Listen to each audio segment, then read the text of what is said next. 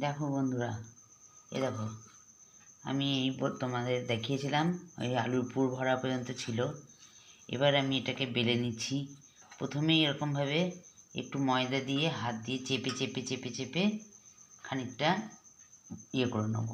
রুইটাকে একটু থিতিয়ে নেব। দেখো হাতের সাহায্যে করছি।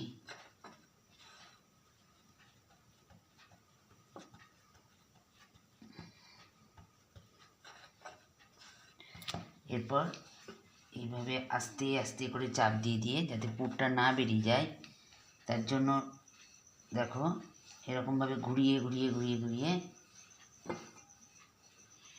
একদিকে চাপ দিলে হবে না, চারটিটা বেলনাটাকে ঘোরাতে হবে।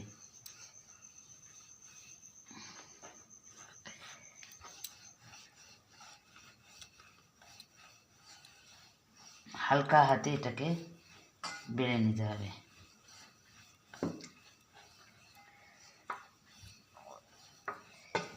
এইটুকুই রাখবো, আর বেলবো না, তাহলে তোমার হয়ে যাবে। এবারে ভাজাটা তোমাদের দিই।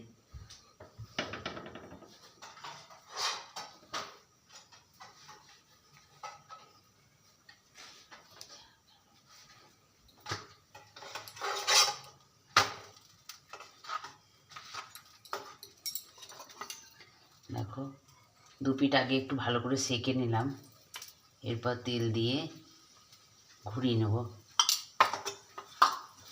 আমি তেল দিয়ে ঘোরাচ্ছি, তোমরা হয়তো বাটার বা ঘি যে যেরকমভাবে পারো ভেজে নেবে।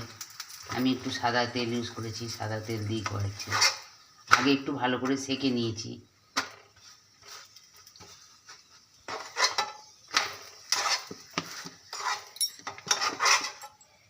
এইভাবেই ভাজছি।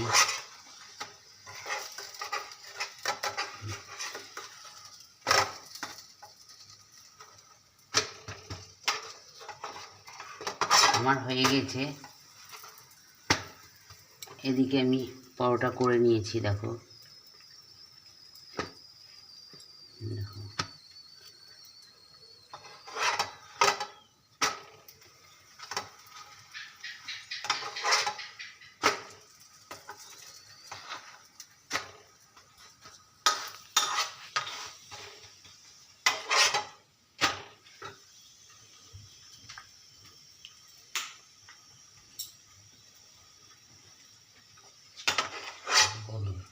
দেখো এবার এইভাবেই ভাজছি আমি। হ্যাঁ, এখন আর তোমাদের সঙ্গে অনেক ভাজা শেষ করছি। এবার আমরা খেতে বসবো। আর খাওয়া দেখাতে পারলাম না, রাখছি। টাটা। আবার পরের ভিডিওতে কাল। আর গুড নাইট।